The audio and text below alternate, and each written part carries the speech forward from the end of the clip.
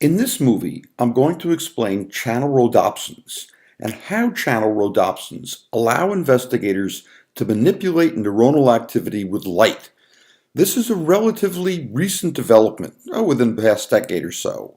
It is very cool and very, very powerful. Neurons are normally excited or inhibited by the release of neurotransmitters from the cells that innervate them, or their activities can be manipulated experimentally by applying either depolarizing or hyperpolarizing currents directly to the cells, thereby exciting or inhibiting them. However, recent developments now allow microbial rhodopsins, the rhodopsin that algae and other microorganisms use for sensing light, to be inserted into neurons. These microbial rhodopsins, which are collectively known as channelrhodopsins, allow neurons to be excited or inhibited by light. All organisms sense light with rhodopsin. We will discuss rhodopsin in much more detail when we consider the operation of the retina. But for now, one of the microbial rhodopsins, called Channelrhodopsin 2, or CHR2, is shown at the top of the slide. Channelrhodopsin 2 was discovered in a green alga, where it triggers photoorientation movements of the flagella that allow the alga to swim to lighted areas that are optimal for photosynthesis. It is called a channelrhodopsin because it contains rhodopsin, but it also has an ionotropic channel. As illustrated here, the channel is opened by blue light and is permeable to both sodium and calcium. Thus, when the channel is opened by light, it causes the influx of positive charges, resulting in excitation or depolarization. The other channelrhodopsin is called Halorhodopsin. It occurs in a prokaryotic archaebacterium, Natromonius feronii, hence the name Natromonius feroneus halorhodopsin, or NPHR for short. This organism lives in an extreme environment in salt lakes in Africa, where the salt concentration maintains its osmotic gradient by filling itself with chloride using the halorhodopsin, which is a light-activated chloride pump.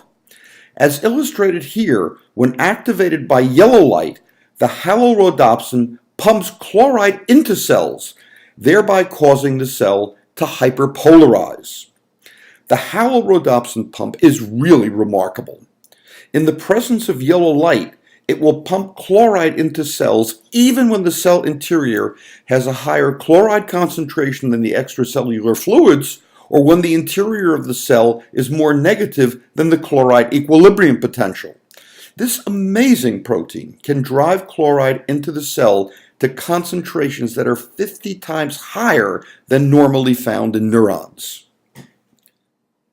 The genes for channelrhodopsin 2 and halorhodopsin have been cloned and can be transfected into mammalian cells, typically with a viral vector.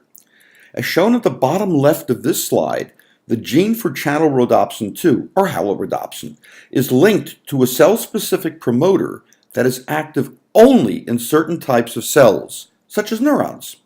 The construct is then engineered into a viral vector. The viral vector is then injected into a region of the brain, and the neurons in that region are transfected with the microbial rhodopsin. The transfected neurons then express the functional microbial rhodopsin, either the halorhodopsin or the channelrhodopsin 2. After the neurons in the brain have been transfected with the microbial rhodopsins, the neurons can be excited with blue light if the neurons contain channelrhodopsin 2, or inhibited by yellow light if they contain halorhodopsin.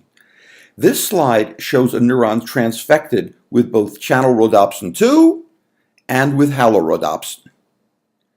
The way the neurons are excited or inhibited with light is shown in the top portion of the slide on the left-hand side. Here, a rat has been implanted with an optical fiber through which laser light can be shown. The fiber is inserted into a light guide that is attached to the skull. The light guide can provide either blue or yellow light. If blue light is shown on the neurons, they are excited and fire action potentials. If yellow light is shown on the neurons, they are inhibited and are prevented from firing due to the influx of negatively charged chloride ions that hyperpolarize the cell. The stimulation of transfected neurons with light is called optogenetics. Using optogenetic techniques, experimenters are able to manipulate the activity of a particular brain region to evaluate its role in information processing, or even to evaluate how that region of the brain controls behavior, as we shall see in the next movie. There is a final point I would like to make about the transfections. Specifically, the investigators are actually able to see all of the cells that have been transfected. The way they do this requires some additional information. As we shall see when we consider the topic of the structure of the cortex, scientists have isolated and cloned the genes for a protein found in jellyfish that emits a green fluorescent light. That protein is called green fluorescent protein, or just GFP. The GFP is a fluorophore. What triggers the emission of the green fluorescent light is the absorption of blue light.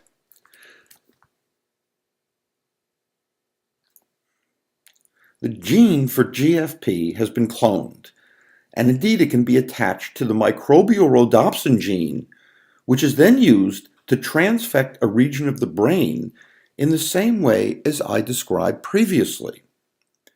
So now every cell that's transfected with the microbial rhodopsin also expresses green fluorescent protein. In mammals, the brains of the transfected animals can be evaluated histologically after the experiment is completed. In other words, the animal is sacrificed, its brain is removed and sliced into thin sections. The sections can then be examined under a microscope, and the transfected cells glow green under blue light. For example, this slide shows a section from a hippocampus that was transfected with green fluorescent protein. Here, under higher magnification, one can see the cell bodies, the dendritic trees, and the axons. Notice that the entire cell expresses GFP, and the entire cell would also express the microbial rhodopsins, which include the axon and the axon terminal. Just as an aside, scientists have now modified the GFP gene so that the genetic variants can fluoresce yellow, or red, or any other number of different colors.